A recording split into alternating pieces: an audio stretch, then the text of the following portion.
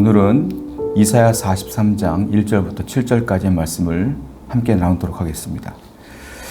여러분, 성경을 보게 되면 하나님과 우리의 관계를 이야기할 때 여러 가지 관계를 통하여 비유하실 때가 많아요. 예를 들자면 그런 거예요. 아버지와 아들, 우리는 하나님의 양자로 표현하시죠. 그리고 당신을 우리의 아버지라고 표현해요. 부자 관계로 표현할 때가 있고요. 또 하나는 왕과 백성, 나는 너의 왕이다, 너는 내 택하신 백성이다, 이렇게 표현할 때가 있어요. 그러니까 왕과 백성, 그러니까 왕과 신하의 관계로 이렇게 표현할 때도 있고요. 그리고 주인과 종으로 표현할 때도 있어요. 그리고 마지막으로는 뭐라고 표현합니까? 부부 관계로 표현할 때가 있어요. 나는 신랑, 너는 신부. 예수님께서 그렇게 말씀할 때 있었지 않습니까? 오늘 본문을 보게 되면 또 다른 표현법으로 우리를 이야기하시는데 어떻게 말씀하시냐면 너는 나의 소유, 이렇게 표현해요. 하나님은 나의 주인이시고 나는 하나님의 소유다라고 본문을 통해서 하나님께서 말씀하시죠. 먼저 그렇게 표현한 구약 성경을 볼까요? 출애굽기 19장 5절 말씀 보겠습니다. 세계가 다 내게 속하였나니 너희가 내 말을 잘 듣고 내 언약을 지키면 너희는 모든 민족 중에서 내 소유가 되겠고, 모든 민족 중에서 내 소유가 된다. 다 내게 속했다. 내 말을 잘 들으면 너는 내 소유가 된다라고 말했죠. 또 레위기 20장 26절도 똑같은 말씀을 하셔요. 너희는 나에게 거룩할지어다. 이는 나 여호와가 거룩하고 내가 또 너희를 나의 소유로 삼으려고 너희를 만민 중에서 구별하였음이니라. 너희는 거룩하라. 내가 너를 구별하였다. 왜? 나의 소유로 삼으려고. 이렇게 하나님께서는 우리를 소유라고 얘기를 해요. 본문도 똑같은 말씀하시거든요. 이사야 43장 1절 말씀 보면 이렇게 말씀하고 있어요. 맨 밑에 보시면 이렇게 표현하고 있어요. 너는 내 것이라. 너는 내 것이라. 이렇게 표현하죠. 너는 내 것이라, 이 말 자체가 너는 내 소유다, 이렇게 말하고 있는 거예요. 여러분, 너는 내 것, 내 소유라고 말하는 근본적인 이유가 뭐겠어요? 하나님께서 왜 그렇게 우리를 물건처럼 이야기할까요? 그 이유가 있기 때문에 그렇다는 거예요. 여기서 보면 내 것, 나의 소유, 이 말은 이스라엘 전체의 민족을 이야기하기도 하고요. 그리고 내 것, 나의 소유, 이스라엘에서 성도들 한 사람 한 사람을 이야기하기도 해요. 그리고 더 나아가 지금 이 말씀을 듣고 있고 예수 그리스도를 믿는 모든 성도들을 지칭하기도 하는 거예요. 여러분, 소유라는 게 뭐예요? 소유는 내 거라는 것은 내가 그 물건에 애착을 갖고 있기 때문에 내가 내 거라고 말하는 거거든요. 그렇지 않습니까? 여러분들의 물건 가운데 누가 건들려고 하면 아니야 건들지 마, 그거 내 거야 라고 말하잖아요. 왜 그래요? 내가 그 물건을 소중히 여기니까, 애착을 갖고 있으니까 그런 거 아니에요. 저희 초등학교 때, 제가 초등학교 때는 유행하는 게 있었어요. 문방구에 가면은 간이 도장을 만들어줬어요. 플라스틱으로 된 걸 가지고 자기 이름을 써가지고 이렇게 만들어주는 게 있었거든요. 그게 인기가 많았어요. 저도 하나 구입을 해서 그 도장을 들고 뭘 했느냐면 제 교과서 책 있지 않습니까? 거기다가 다 도장을 찍었어요. 모든 책에다가. 거기다가 제 이름을 다 도장을 찍어 놓은 거예요. 그리고 물건들마다 다 도장을 찍었어요. 노트도 찍고 책도 찍고. 왜 그랬을까요? 이거 내 거야 라는 표현이거든요. 내 이름을 써놓은 건 내 거야. 다른 말로 말하면 내 거니까 아무도 건들지 마, 이런 뜻이에요. 하나님께서 이스라엘 백성들에게 너는 내 소유다, 그리고 우리에게 너는 내 것이라 라고 말씀하신 것은 너는 내 거야, 이 말은 너는 내가 너를 사랑한다, 애착하고 있다 라는 뜻이면서 더불어 얘들은, 이 백성은 내 거니까 아무도 건들지 마, 이런 표시라는 거예요. 사랑하는 성도 여러분, 하나님께서는 우리에게 뭐라고 말씀했어요? 너는 내 것이라 그랬어요. 우리는 하나님 것이에요. 하나님 우리를 사랑한다는 표시고요. 하나님이 우리를 보호한다는 표시예요. 아무도 우리를 건들 수 없다는 뜻이에요. 분명히 우리는 이 사실을 분명히 인지하고 살아야 된다라는 거예요. 오늘 본문을 보게 되면 이사야서인데요. 이사야는 우리가 알다시피 BC 739년부터 680년 사이에 활동했던 선지자예요. 어느 날 하나님께 기도하는 가운데 하나님께서 말씀하시는 장면이에요. 자, 하나님께서 맨 처음에 무슨 얘기를 했느냐면 북쪽 이스라엘이 아수르에 의해서 이미 멸망한 상태예요. 그때는 북쪽과 남쪽으로 이스라엘 땅이 갈라져 있었거든요. 북쪽은 북쪽 이스라엘이라고 불렀고 남쪽은 남유다라고 불렀어요. 이사야는 남유다 사람이에요. 북쪽의 이스라엘은 이미 아수르에 의해서 멸망한 상태고 남쪽 유다는 바벨론에 의해서 지금 매일매일 침공을 받고 있는 상태예요. 그래서 언제 이쪽 남쪽 유다도 무너질지 모르는 정말 어려운 상황 속에서 하나님께서 이 말씀을 하신 거다라는 거예요. 자, 오늘 본문 1절 말씀을 한번 읽어보겠습니다. 야곱아 너를 창조하신 여호와께서 지금 말씀하시느니라. 이스라엘아 너를 지으신 이가 말씀하시느니라. 너는 두려워하지 말라. 내가 너를 구속하였고 내가 너를 지명하여 불렀나니 너는 내 것이라. 그 와중에 하나님이 이렇게 말씀했는데 히브리어 원문 성경을 보게 되면 1절 앞에 단어 하나가 빠져 있어요. 그게 뭐냐면 아타라고 하는 단어가 빠졌습니다. 그걸 해석하면 훨씬 더 훌륭하게 우리가 성경을 이해할 수 있거든요. 그런데 그것이 빠졌어요. 아타는 큰 뜻은 아니고요. 영어로 말하자면 but이라는 단어를 쓸 수 있어요. 한글로는 뭐라고 말합니까? 그러나 이런 뜻이겠죠. 그러니까 앞에 북이스라엘이 멸망했어요. 멸망했고 하나님께서 어떤 말씀했냐면 남쪽 유다도 멸망할 것이라. 다만 남쪽 유다는 멸망하지만 그들이 포로로 잡혀갈 것이고 포로로 잡혀간 후에 내가 그들을 다시 유대 땅으로 보낼 것이며 그들이 회복될 것이며 돌아올 것이다 라고 말씀하시고 오늘 본문 1절을 말씀하는 거란 말이에요. 그러니까 앞에 말씀을 하신 뒤에 이 앞에 1절 앞에 아타가 들어가면 그러나 야곱아 너를 창조하신 여호와께서 이렇게 표현되는 게 맞다라는 거예요. 그럼 훨씬 더 유연하게 우리가 해석할 수가 있죠. 하나님께서는 이스라엘이 멸망할 거라고 예언을 하셨고 그러나 회복될 것이라고 말씀하시면서 내가 너를 지명하여 불렀나니 너는 내 것이라 그렇게 말씀하시면서 여전히 내가 너를 사랑한다라고 말씀하시는 거예요. 1절 말씀을 보게 되면 하나님이 이사야에게 본인이 어떤 하나님인가를 두 가지로 얘기하십니다. 그리고 그 하나님께서 지금 이스라엘 백성들을 어떻게 사랑하고 있는지를 표현하고 있어요. 1절 말씀을 다시 한번 보시면 하나님은 뭐라고 말씀하십니까? 야곱아 너를 창조하신 여호와께서 이렇게 표현해요. 창조하신 여호와. 하나님은 어떤 분이라고요? 창조주. 두 번째는 하나님 뭐라고 말합니까? 내가 너를 구속하였고. 하나님은 어떤 분? 구속의 주. 그리고 이 창조주이시면서 구속의 주이신 하나님께서는 무슨 일을 하셨어요?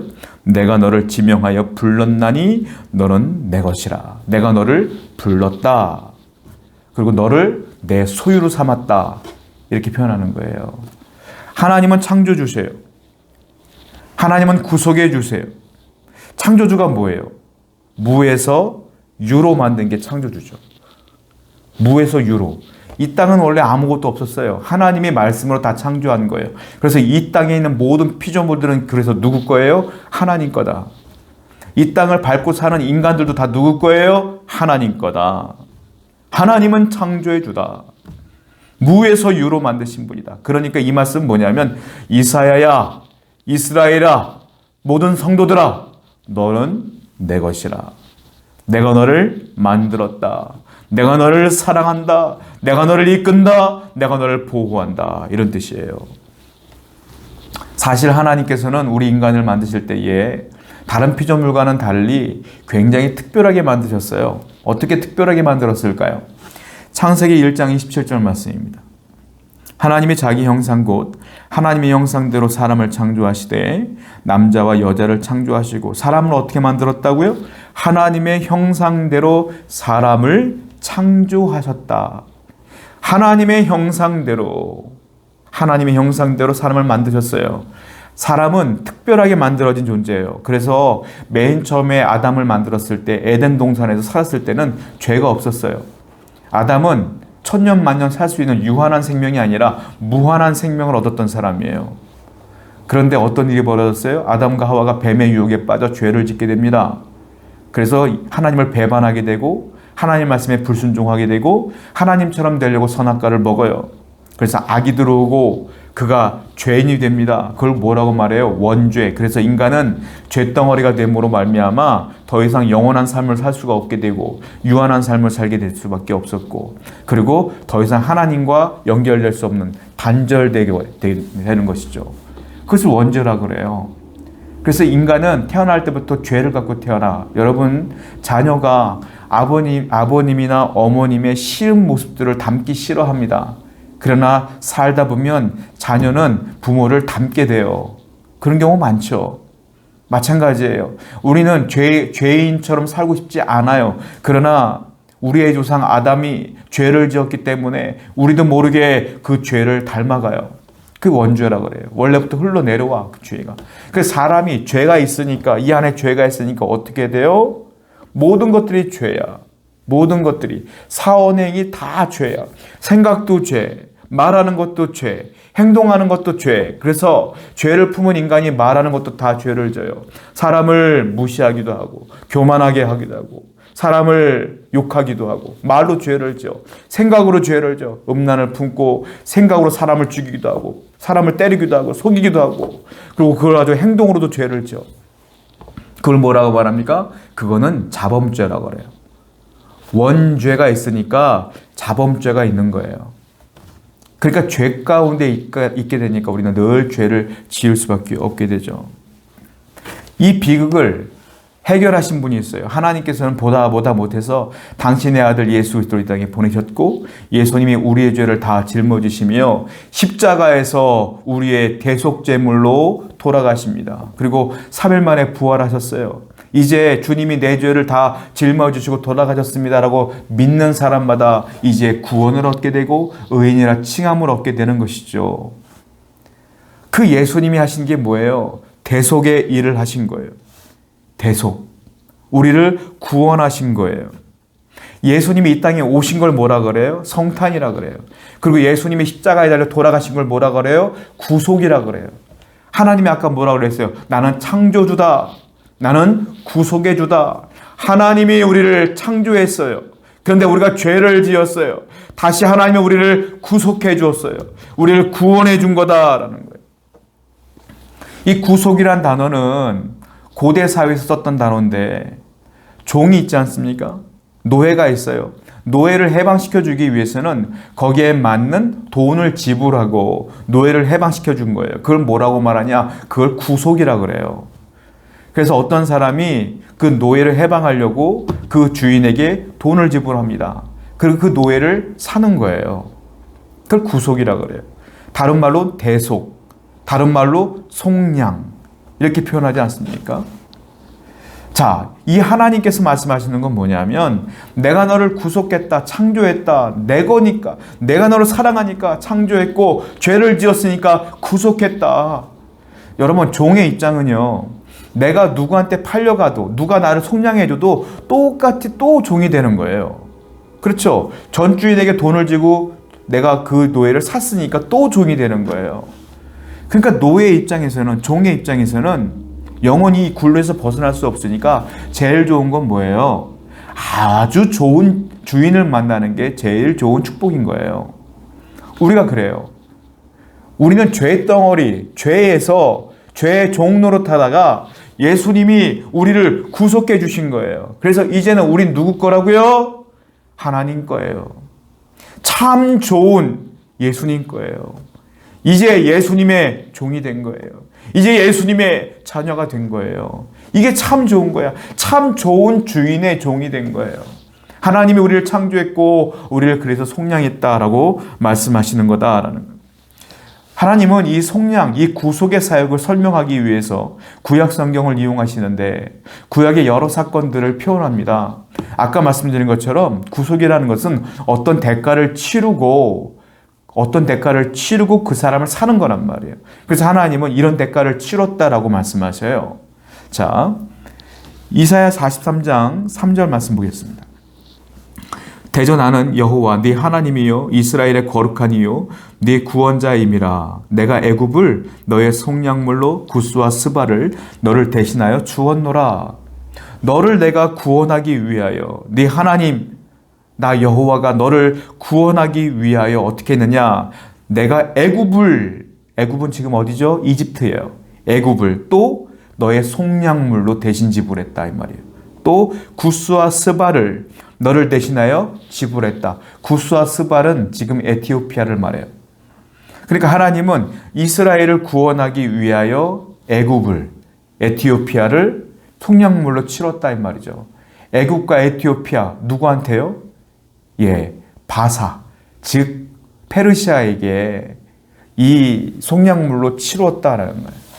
그래서 대신 이스라엘 멸망하지 않고 애굽이 망했고 에티오피아가 망한 거예요. 그리고 바사 왕이었던 고레스로 인하여 다시 이스라엘 사람들을 고국으로 돌려보내는 하나님의 뜻을 이 고레스를 통해 이루었다. 이 말씀을 하시는 거예요. 그러니까 하나님이 이스라엘을 얼마나 사랑했는가, 하나님의 백성을 얼마나 사랑했는가를 얘기하시는 거예요. 또 얘기하셔요. 이사야 43장 4절 바로 뒤에 말씀이에요. 내가 내 눈에 보배롭고 존귀하며 내가 너를 사랑하였은즉 내가 네 대신 사람들을 내어주며 백성들이 네 생명을 대신하리니. 내가 너를 정말 사랑하여서 내가 너 대신 사람들을 내어주었다. 백성들을 내 생명을 대신하게 했다. 너를 구원하기 위하여 나는 너의 민족과 너를 사랑하기 때문에 다른 민족을 내어줄지라도 내가 너를 구원하겠다 이 말씀이죠. 하나님은 저와 여러분들을 너무너무 사랑하셔요. 내가 너를 지명하여 불렀나니 너는 내 것이라. 나는 너의 창조주라. 너를 구속하였노라. 내가 너를 지명하여 불렀나니 너는 내 것이라 라고 말씀하시면서 내가 너를 구원하기 위해서 수많은 민족과 나라를 내어 버릴지라도 내가 너를 사랑한다. 할렐루야. 하나님은 저와 여러분들을 그렇게 사랑하신다고 오늘 말씀을 표현하고 있다라는 거예요. 에베소서 1장 7절 말씀 보겠습니다. 우리는 그리스도 안에서 그의 은혜의 풍성함을 따라 그의 피로 말미암아 속량 곧 죄사함을 받았느니라. 바울도 이 사실을 알고 우리에게 말하고 있는 거예요. 우리는 하나님의 은혜로 말미암아 속량 죄사함을 받았다. 그런데 여러분들이 잘났기 때문에, 여러분들이 똑똑하기 때문에, 여러분들이 많이 있기 때문에, 여러분들이 충성봉사했기 때문에 하나님이 구원했느냐? 그렇지 않아요. 바울이 뭐라고 말해요? 이 모든 것들은 절대적으로 하나님의 은혜라. 이 구원을 위해서는 여러분이 손톱만큼도 어떤 일도 한 게 없어요. 저도 어떤 일도 한 게 없어요. 여러분들이 착하게 살았기 때문에 구원하신 거 아니에요. 착해봤자 구원받을 만큼 착합니까, 여러분들이? 많이 하나님께 들어봤어도 여러분들이 구원받을 만큼 많이 드렸어요? 그렇지 않아요. 우리가 구원받는 것은 이 땅에 있는 것으로 도저히 이루어낼 수 없는 거예요. 하나님의 절대적인 은혜다. 하나님이 우리를 창조했고 구속했고 지명하여 불렀으니까 구원받은 거예요. 하나님의 은혜에 감사하시기 바라요. 바울은 오늘 그 얘기하고 있는 거예요. 본문 말씀 또 볼까요? 이사야 49장 1절. 여호와께서 태에서부터 나를 부르셨고 내 어머니의 복중에서부터 내 이름을 기억하셨으며. 어떤 은혜가 있었을까요? 여러분들이 태어나기 전부터 하나님은 여러분들의 이름을 알았다. 하나님은 여러분들의 존재 자체를 이 땅으로 보낼 계획이 있었다는 거예요. 그러니까 이 모든 것들 다 하나님의 은혜죠. 이름을 알았다. 어머니의 뱃속에 있을 때부터 내 이름을 기억했다. 이게 무슨 말일까요? 이름은 그 사람의 전부예요. 여러분, 우리가 태어날 때부터 이름이 있었기 때문에 우리의 이름이 얼마나 소중한지 몰라요.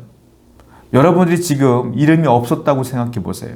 사람들이 여러분들을 어떻게 기억할까요? 사람들이 여러분들을 어떻게 부를까요? 여러분들의 존재는 어떻게 표현할까요? 이게요, 굉장히 중요한 거예요. 이름은 사람의 존재 자체예요. 예전에 어떤 중국에서 오신 집사님의 간증을 들어본 적이 있어요. 이분은 중국 교포인데 합법적으로 서류 조차를 다 마치고 한국에 들어오셨어요. 그럼 나중에 알고 보니까 이 서류가 잘못되어져 갖고 이분의 존재 자체가 없어진 거야. 그러니까 졸지에 불법 체류자가 된 거예요, 이분이. 그 은행 계좌도 개설할 수 없고 신용카드도 만들 수 없고 취직도 할 수 없고 이분은 대한민국 땅에서 존재 자체가 없는 거예요. 그래서 이분이 자살 기도를 몇 번을 했대요. 그러던 중에 한 목사님을 만나서 교회에 출석하게 되었고 거기서 하나님을 만나게 되었는데 하나님이 어느 날 그러더래요. 이 땅에선 너는 다 기억하지 못해도 나는 너를 기억한다. 나는 너를 안다. 나는 너를 사랑한다. 그 말씀에 너무 위로가 되어서 펑펑 울었다는 거 아니에요? 그리고 다시 힘을 내서 이 땅에서 열심히 살다 보고 목사님과 더불어 열심히 찾아가서 알아보니까 이게 회복될 가능성이 있어서 다시 나중에 이름도 회복되어지고 신분도 회복되어졌다. 지금은 행복하다라는 간증을 들은 적이 있어요.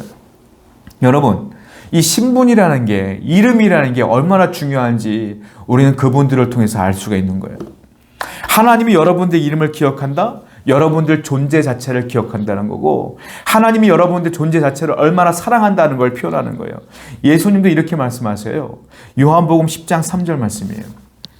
그의 음성을 듣나니 그가 자기 양의 이름을 각각 불러 인도하여 내느니라. 그가 예수님이 자기 양의 이름을 각각 불러 인도한다. 예수님은 우리의 이름을 안다. 우리의 존재를 안다. 우리를 사랑한다. 왜냐? 우리는 하나님 거니까. 그 말씀이에요. 이게 너는 나의 소유다라고 똑같은 말씀으로 이어지는 거예요. 우리가 하나님이 우리의 이름을 기억하지 못하면 우리는 천국에 갈 수 없어요, 여러분. 천국에 갈 수 없어요. 하나님의 우리의 이름을 기억하지 못하면 다 어디 가느냐? 지옥 가는 거예요. 하나님이 우리를 아니까 천국 가는 거예요. 자, 성경 보겠습니다. 계시록 20장 15절.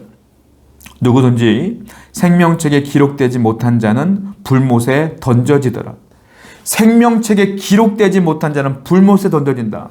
생명책에 어떻게 기록되어져요? 이름이 기록되어지는 거예요. 이름이 없는 사람은 다 어디 가요? 지옥에 가는 거예요. 생명책에 이름이 기록되어 있어야 천국 가는 거예요.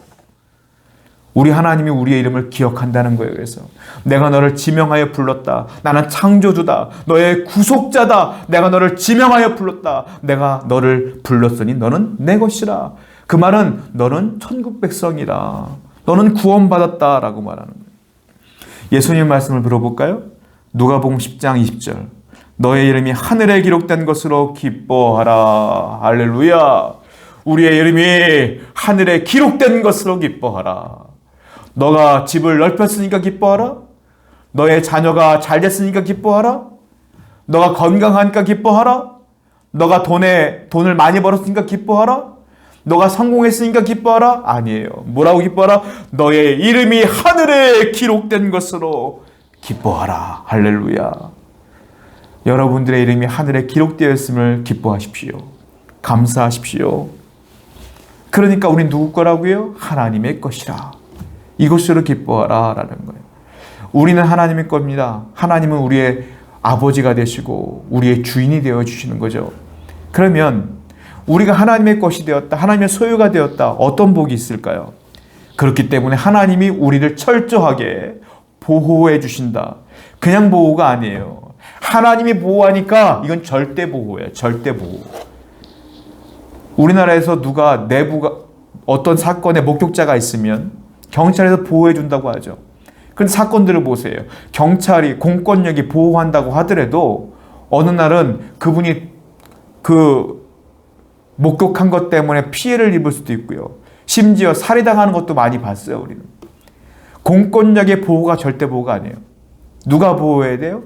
하나님이 보호해야 절대 보호가 되는 건데 하나님이 뭐라 그랬어요? 너는 내 것이라 했으니 하나님이 여러분들을 절대적으로 보호해 준다 이 말이에요. 이사야 43장 2절 보겠습니다. 네가 물 가운데로 지날 때에 내가 너와 함께 할 것이라. 강을 건널 때 물이 너를 침몰하지 못할 것이며 네가 불 가운데 지날 때 타지도 아니할 것이며 불꽃이 너를 사르지도 못하리라. 하나님이 뭐라고 말씀했느냐? 이렇게 말씀했어요. 네가 물 가운데 지날 때 내가 너와 함께 할 것이라.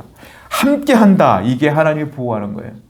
하나님이 여러분들이 물가로 지나갈 때도 함께 한다. 그래서 그 물이 우리를 침몰치 못할 것이며 물에 빠지지 않을 것이다. 불 가운데 지날 때도 그 불이 우리를 사르지 못할 것이라. 왜? 하나님이 함께 하니까. 물이 없다고 말하지 않았어요. 불 가운데 지나가는 일이 없다고 말씀하지 않았어요. 무슨 말이에요? 고난은 있다. 어려움은 있다. 그러나 하나님이 우리와 그 고난 가운데 함께 하신다.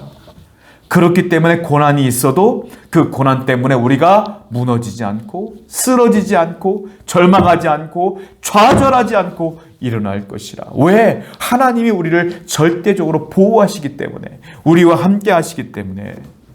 예수님도 똑같은 말씀하시죠. 요한복음 10장 28절 29절. 내가 그들에게 영생을 주노니 영원히 멸망하지 아니할 것이요 또 그들을 내 손에서 빼앗을 자가 없느니라. 그들을 주신 내 아버지는 만물보다 크심에 아무도 아버지 손에서 빼앗을 수 없느니라. 내가 그들에게 영생을 주노니 영원히 멸망하지 아니할 것이라. 무슨 말이에요? 여러분들은 절대적으로 구원받는다 이 말이에요.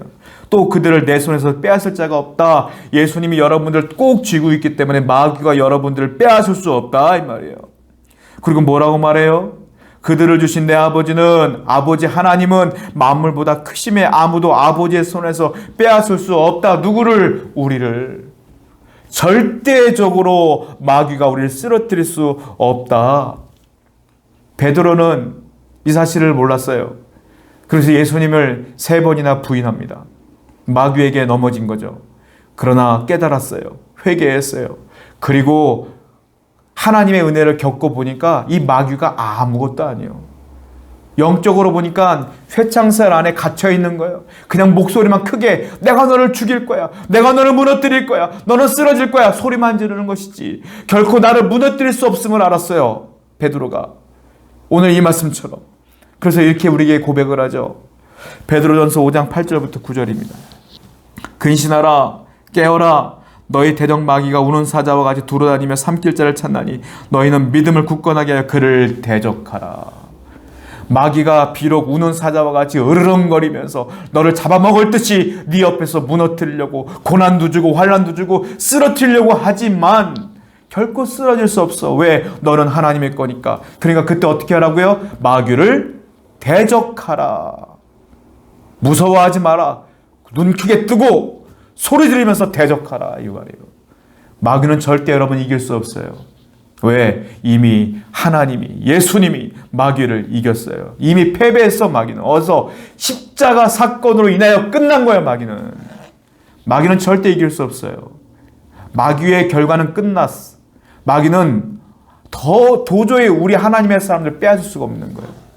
그러므로 기억하십시오. 여러분들은 무너지지 않습니다. 절대적으로 구원받을 줄로 믿고 예수님을 바라봐야 된다. 바울도 이 원리를 알았기 때문에 감옥에서도 우리한테 똑같은 얘기를 합니다. 디모데후서 4장 18절. 주께서 나를 모든 악한 일에서 건져내시고 또 그의 천국에 들어가도록 구원하시리니 그에게 영광이 세세무궁토록 있을지어다. 아멘. 지금 바울은 감옥에 있어요. 언제 죽을지 몰라요. 디모데후서를 쓰고 바울은 죽었으니까요. 마지막 서신서예요. 곧 죽어요. 그런데 바울은 하나도 무서워하지 않아요. 뭐라고 말해요? 주께서 모든 악한 일에서 나를 건져내 주셨다. 그리고 나는 천국에 들어가도록 구원받았다. 예수님이 그렇게 했다. 그의 영광이 세세토록 무궁토록 있을지어다. 이미 그는 천국에 입성한 것처럼 얘기를 해요. 사랑하는 성도 여러분, 여러분들은 하나님이 여러분의 창조주이신 것을 믿으셔야 됩니다. 그리고 그분이 여러분들을 구속했고 그 아들을 보내심으로 십자가 사건을 만드심으로 우리를 구원했음을 믿으시기 바라요. 그러면 절대적으로 우리는 하나님의 것이기 때문에 구원받았음을 선포하시기 바랍니다. 어떤 일이라도 여러분들은 전체적으로 구원받을 줄로 믿어요. 바울이 고백한 것처럼, 베드로가 고백한 것처럼 그렇게 구원받을 걸 믿어라. 절대적으로 보호하신다. 그러면 이 보호받은 우리가 이 땅을 살면서 어떻게 살아야 될까요? 하나님을 증언하는 증인의 삶을 살아야 된다 이거예요. 이사야 43장 7절입니다. 내 이름으로 불려지는 모든 자 곧 내가 내 영광을 위하여 창조한 자를 오게 하라. 그를 내가 지었고 그를 내가 만들었느니라. 그를 내가 지었고 내가 만들었다. 바울도 똑같은 말이에요. 고린도전서 6장 19절 20절. 너희 몸은 너희가 하나님께로부터 받은 바 너희 가운데 계신 성령이 전인 줄을 알지 못하느냐. 너희는 너희 자신의 것이 아니라 값으로 사신 것이 되었으니 그러니 너희 몸으로 하나님께 영광을 돌리라. 자, 우리는 하나님 거예요. 바울도 똑같은 말하죠. 뭐라고 말합니까? 너는 성전의 전인 것을 알지 못하느냐? 너는 네 것이 아니라 네 영혼은 이미 하나님의 것이야. 하나님이 네 안에 들어와 계시니 성령이 내 안에 들어와 있으면 성령이 계신 곳이 어디냐? 하나님이 계신 곳이 어디냐? 거기가 성전 아니냐? 하나님이 네 안에 계시면 네가 성전이지 않겠느냐? 이 말이에요. 우리가 성전이라면 어떻게 살아야 돼요? 거룩하게 살아야 돼요. 죄 짓지 않아야 돼요. 감사하며 살아야 돼요. 그리고 뭐라고 말해요? 값으로 산 것이 되었다. 너는 구속받은 자가 되었다. 속량받은 자가 되었다. 그러니까 너희 몸으로 하나님께 영광을 돌리라. 하나님이 우리를, 하나님의 백성을 삼으신 목적이 분명히 나오는 거예요. 뭐예요? 하나님의 영광을 돌리라고 우리를 하나님의 백성을 삼으신 거예요. 하나님의 영광을 어떻게 돌릴까요? 우리가 하나님의 전인 줄 알아서 거룩하게, 선하게, 착하게 복음을 증거하며 어떤 일을 하든지 간에 내가 나타나는 것이 아니라 사람들이 나를 보고 쟤를 보니까 하나님이 살아있는 것 같아 라는 말을 들으면서 살으라 이거예요. 그게 하나님의 영광을 드리는 거예요. 이사야 43장 12절 말씀이에요. 내가 알려주었으며 구원하였으며 보였고 너희 중에 다른 신이 없었나니 그러므로 너희는 나의 증인이요 나는 하나님이니라 여호와의 말씀이니라. 너는 뭐라고요? 나의 증인이다. 나의 증인이다. 증인이 하는 게 뭐예요? 누구를 드러내는 거예요. 어떤 사건을 얘기해 주는 거예요. 우린 누구를 드러내요? 하나님을 증언하는 증인이다. 그래서 어떻게 해야 되는 거예요? 하나님을 어떻게 드러내요? 입술로 드러내요. 그게 뭐예요? 복음 전파예요. 그리고 어떻게 드러내요? 말로, 삶으로 드러내요. 우리가 복음 전파하며 죄 짓고 멋대로 살면 사람들이 우리를 보고 뭐라고 말하겠어요? 저거는 말로는 하나님 믿는다고 말하면서 우리랑 똑같아. 아니, 우리보다 더 지저분해. 이 얘기 들으면 어떡합니까? 우리가 하나님의 증인으로 삼아야 돼요. 하나님의 영광을 드러내야 돼요. 어떻게 돼요? 이 안에 하나님이 계신 걸 믿으며 하나님의 전인 것을 믿으며 하나님의 복음을 증거하며 착하게, 거룩하게, 신실하게, 성실하게 살아야 되며 그리고 하나님을 알지 못하는 자들에게 복음을 증거하며 증인의 삶을 살아야 된다. 베드로전서 2장 9절도 볼게요.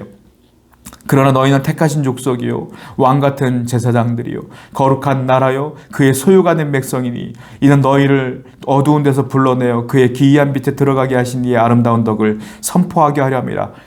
우리는 택하신 백성이요 그의 소유가 된 백성이요 우리는 왕같은 제사장이요. 하나님께서 베드로가 뭐라고 말해요? 맨 마지막에 그 이유가 뭐냐? 아름다운 덕을, 하나님의 덕을 선포하게 하려 함이라. 이게 우리가 하나님의 백성 된 이유다. 제사장이 하는 이유가 뭡니까? 제사장은 예배자입니다. 예배드리는 자예요. 그리고 백성들의 예배를 대신 드려주는 자예요. 우리는 어떤 인생을 살아야 돼요? 제사장처럼 살아야 돼요. 어떻게 해요? 예배자로 살아야 돼요. 하나님의 제사장처럼, 하나님의 백성처럼, 하나님의 소유는 하나님께 예배하는 예배자가 되어야 될 줄로 믿습니다. 그리고 하나님의 덕을 기리는 영적인 증인의 삶을 살아야 된다.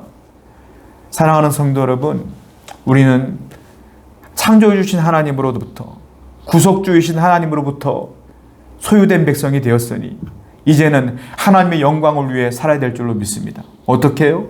하나님께 예배하는 예배자로, 그리고 주위에 있는 사람들이 예배할 수 있도록 돕는 예배자로, 그리고 복음을 증거하는 전파자로, 그리고 선하게 하나님의 덕을 기리는 하나님의 선한 백성으로, 거룩한 백성으로 살아야 됩니다.